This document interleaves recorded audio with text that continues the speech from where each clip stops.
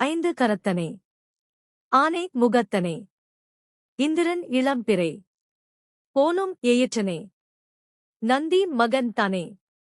ஞானக் கொழுந்தினே. புந்தியில் வைத்து அடி போற்றுகின்றேனே. மனித வாழ்வை நெறிப்படுத்த அருளப்பட்டதா மகாபாரதம். எப்பொழுதெல்லாம் மனிதனின் தவறுகள் அதிகரிக்கிறதோ அப்பொழுதெல்லாம் பூமியில் பெரும் கொந்தளிப்பை ஏற்படுத்தி நீதியை மீட்டெடுத்து பூமியில் அமைதி, நல்லிணக்கம், நல்ல மனிதர்களை காத்து ரட்சிக்கவும் புதிய அவதாரம் எடுக்க வேண்டிய சூழ்நிலை இறைவனுக்கு உருவாகிவிடுகிறது. இப்படிதான் கிருத யுகம், திரேதா யுகம், துவாபர யுகங்கள் தோன்றி முடிந்துள்ளன.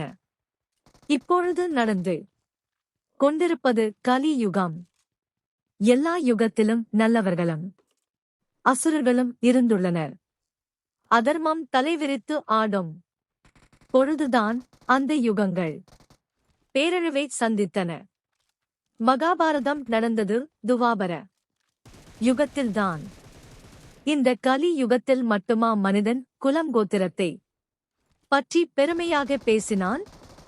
மூன்று யுகங்களிலும் இதே நிலைதான்.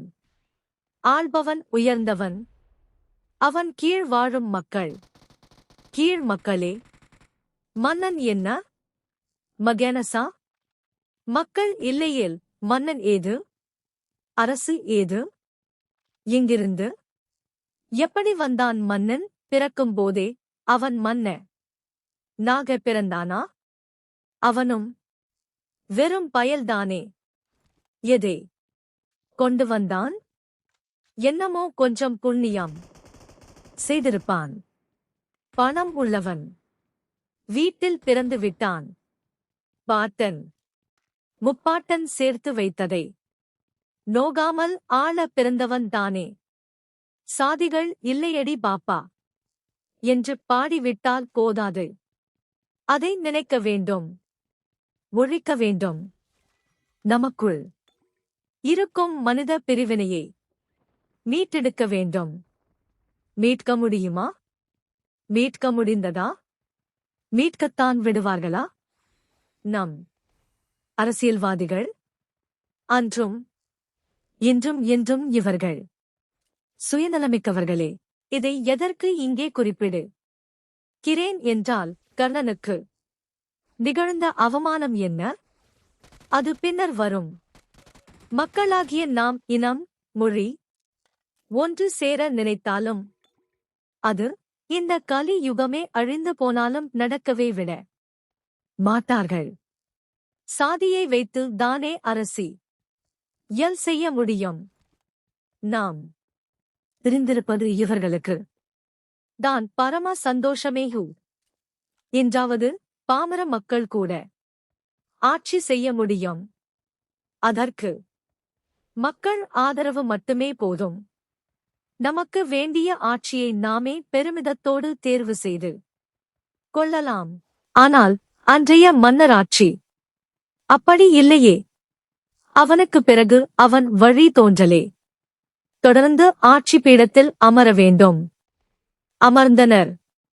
அதிலும் அந்த மன்னனுக்கு பல தரப்பட்ட மனைவியர் இருந்தால் அந்த அரசுக்கு பேராபத்துதான். இதைவிட மிகவும் பேராபத்து வாரிசு இல்லாத அரசு. ஆளும் மன்னன் வலிமை குன்றி கோமாளியாக திறமையற்றவனாக இருந்துவிட்டால் உடன் இருக்கும் அமைச்சர்களோ மந்திரிகளோ அல்லது வேற்று நாட்டு அரசனோ அந்த நாட்டின் மீது போர் தொடுத்து தன் நாட்டோடு இணைத்துக் கொள்வான். கோழைத்தனம், ஆபத்துதான். அதாவது இன்றைய சீனாவை போன்று அண்டைய நாடெல்லாம் தன் நாடு என்றும் கடல் எல்லாம் தனக்கே சொந்தம் என்றும் நிலவை கூட விட்டு வைக்க மாட்டான். அப்படிப்பட்ட பேராசை பிடித்த மன்னர்கள் இருந்தால் தனக்கு வாரிசு இல்லையேல் என்ன ஆகும்? மிகுந்த கவலை பிறக்கும் அல்லவா? சரி, இனி கதைக்குள் பிரவேசிக் கலாம். யது குலத்தை சேர்ந்த சூரன் என்றொரு மன்னன் இருந்தான். அவன் யார் தெரியுமா? அதாவது கண்ணனின் தந்தை, வாசுதேவரின் தந்தைதான் இந்த சூரன். இந்த சூரனுக்கு பிருதை என்ற பெண்ணொருத்தி இருந்தாள். இவள் அனைத்திலும் சிறப்பு பெற்றவளாய் திகழ்ந்தாள். சூரனுக்கு அத்தை ஒருத்தியும் இருந்தாள். அவளது மகன்தான் குந்திபோஜன். அத்தை மகனும் சூரனும் நண்பர்களைப் போல் தான் பழகி வந்தனர். அத்தை மகன் மீது சூரனுக்கு தனியொரு அன்பும் உண்டு.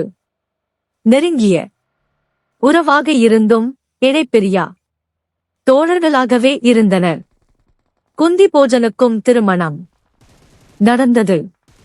ஆனால் நீண்ட காலமாக அவனுக்கு குழந்தை பாக்கியம் கிட்டவில்லை. ஆம், வாரிசே இல்லை. இதனால் பெரிதும் மனமுடைந்தான் அத்தை மகன் குந்திபோஜன்.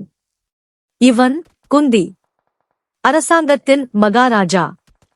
அத்தை மகனும் உற்ற நண்பனு மான குந்திபோஜனின் துயரை அறிந்த சூரன், கவலைப்படாதே நண்பா, எனக்கு பிறக்கும் முதல் குழந்தையே உனக்கு சுவீகார மாக கொடுத்து விடுகிறேன் என்று வாக்களித்தான். தான் வாக்களிக்கப்படி தன் மகள் பிருதையை அத்தை மகனுக்கு சுவீகாரமாக கொடுத்தான் சூரன். தத்தெடுத்த தனது புத்திரிக்கு தன் நாட்டின் பெயரையே குந்தி தேவி என்று சூட்டினார். குந்திபோஜனின் குழந்தை இல்லாத ஏக்கமும் தீர்ந்தது. அன்றிலிருந்து பிருதை என்ற பெயர் குந்தியாக மாறிவிட்டது. சூரனின் மகள் குந்திபோஜன் மகளானான். குந்தி தேவியும் இளம் வயது பருவமங்கை தன் மகளை அதிதிகளை பூஜிப்பதற்காக நியமித்தார். அவள் தனது கடமைகளை சரிவர செய்து வந்தாள். அன்றைய குழந்தைகள் பெற்றோர் கண் இட்ட கட்டளையை ஏற்று பொறுப்புடன் தங்களை உணர்ந்து நடந்து கொள்வர். தனக்காக ஒதுக்கப்பட்ட பணிகளை செவ்வனே செய்வர். ஆனால் இன்றைய நிலை அப்படியா இருக்கிறது?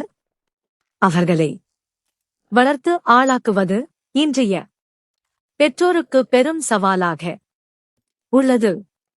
அதற்கு காரணம் தான் அனுபவிக்காததை பிள்ளைகள் அனுபவிக்க வேண்டும் என்று தங்களையே வருத்திக் கொள்கின்றனர். அத்தோடு அதிகமாக செல்லம் கொடுத்தே பிள்ளைகளை சோம்பேறிகளாக ஆக்கிவிட்டனர். அன்றைய கல்வி முறை குருகுலம் தானே. குரு சொல்வதே செய்தே ஆகணும். பெரியோரே முனிவர் களை ஞானிகளை வணங்கினர். குந்தி தேவியும் பருவ வயதை எட்டினாள். அந்த சமயத்தில் துர்வாச முனிவர் குந்திபோஜன் நாட்டுக்கு விஜயம் செய்தார். குந்திபோஜனும் தனது மகளை துர்வாச முனிவருக்கு சேவை செய்ய அனுப்பி வைத்தார். அந்த பருவ மங்கையும் துர்வாச முனிவருக்கு சில காலம் சேவை செய்து வந்தாள். அத்திரி முனிவருக்கும் அனுசூயாவிற்கும் பிறந்தவர் தான் இந்த துர்வாச முனிவர். இவர் மற்ற முனிவர்களைப் போல் கிடையாது. இவருக்கு கோபம் வந்தால் சாபமிடுவார். சாபமிடும் போதெல்லாம் இவரது தவ வலிமை மேலும் கூடும். இவரது சாபத்தால் பாதிக்கப்பட்டவர்கள் ஏராளம். முன்பொரு காலத்தில் இந்த முனிவர் கைலாயம் சென்றார். அங்கு அவருக்கு தேவி மேல் சாற்றிய பூமாலை ஒன்று கிடைத்தது. அதை அன்போடு பெற்றவர் இந்திரலோகத்திற்கு வந்தார். எதிரில் இந்திரன் வெள்ளை யானையின் மீதேறி வந்து கொண்டிருந்தான். தேவியின் மாலையை இந்திரனுக்கு கொடுக்க நினைத்தார். செல்வ செழிப்பின் பெருக்கில் மூழ்கிய இந்திரன் அந்த மாலை இன் மகிமையை உணரவில்லை. முனிவரையும் கண்டு வணங்க வில்லை. திமிரு பிடித்தவன் கீழே இறங்காமல் யானையின் மீது அமர்ந்தவாறே யானையின் அங்குசத்தால் அந்த மாலையை வாங்கினான். வாங்கியவன் அத்தோடு திருக்கலாம் இல்லையா? அதனை யானையின் மத்தகத்தின் மீது வைத்தான். அது கீழே விழ யானை தன் காலால் மிதித்தது. முனிவர்களிலேயே துர்வாச முனிவருக்குதான் அதிகமான கோபம் வரும். இன்றும் நம்மை யாராவது கோபம் படுத்தினால் நம்மை மறந்து எதிரில் இருப்பவரே, நீ நல்லாவே இருக்க மாட்டே, நாசமாய்ப் போவே என்று சபிக்கிறோம் இல்லையா? நீ என்னடா பெரிய துர்வாச முனிவரா, பெருசா சாபமிடுகிறாய் என்று அவர்களும் நம்மை பார்த்து திருப்பி கேட்பார்கள். நாம் சாதாரண மனிதர்கள். நமக்கே கோபம் வந்தால் அடக்க முடிவா? இல்லை. இவர் எப்பேற்பட்ட முனிவர்! இந்திரா, நீ வாழ்ந்து கொண்டி ருக்கும் செல்லம் யாருடையது? தேவியின் அருளால் கிடைத்தது தானே. அதனை மறந்தாயோ? தேவர்களின் தலைவன் என்ற அகந்தையோ?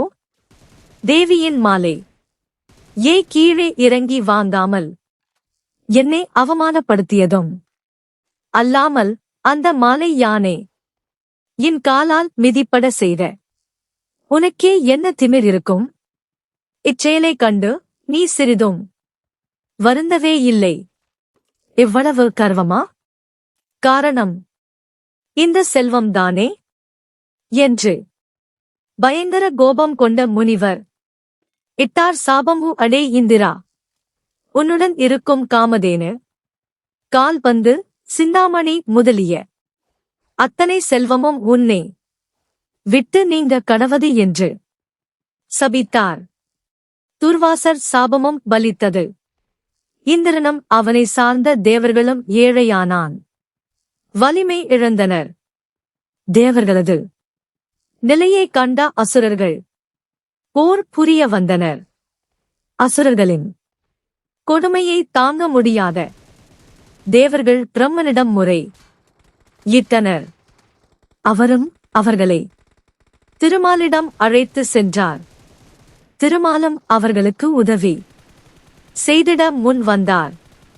திருப்பார் கடலை கடைந்து அதன் அமுதை பருகினால் நீங்கள் போரில் வெற்றி பெறுவீர்கள் என்று கூறினார்.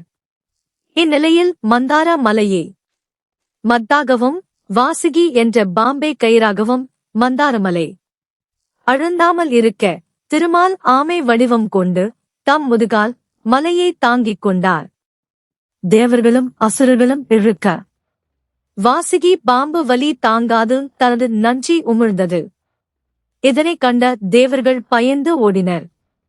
எப்பொழுதும் நமக்கொரு துன்பம் ஒன்று நேரும் போதுதான் நமக்கு பிடித்த தெய்வத்தை நினைத்து வேண்டுவோம்.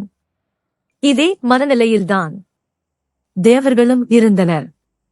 கைலாயம் சென்று தேவியிடம் சரணடைன் தனர் கருணையே உருவான அம்மையும் தன்னை சரணடைந்த தேவர்களை பார்த்து அஞ்சாதீர்கள் என்றாள். கைலையில் சுந்தரர் என்ற பக்தர் அம்மையை வழிபட்டு வருபவர்.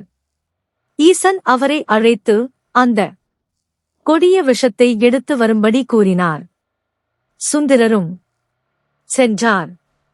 விஷத்தை உருட்டி நாவற்பழ அளவாக செய்து கொண்டு சிவனிடம் கொண்டு வந்தார். ஈசன் தேவர்களை பார்த்து இதனை என்ன செய்வது என்று கேட்க அவர்களும் ஈசனே விஷயமாக இருந்தாலும் முதற் பக்கம் தங்க ருக்கே உரியது. ஆதலால் தாங்களே இதை அமுதாக்க வேண்டும் என்றனர். ஈசனும் தன்னை அண்ணி வந்த தேவர்களை காத்திட விஷத்தை உண்டார். தேவர்களையும் அசுரர்களையும் காத்தார். அதனால் ஈசன் திருநீலகண்டர் எனப் பெயர் பெற்றாற்று. தேவர்கள் கண்டு அஞ்சிய துர்வாச முனிவருக்கு பருவம் மங்கை குந்திதேவி பயப்படாமல் சேவை செய்கிறாள். ஒரு நாளும் அவர் கோபப்படும் படியாக நடந்து கொண்டதும் இல்லை என்றால் எவ்வளவு பெரிய ஆச்சரியமான விஷயம்.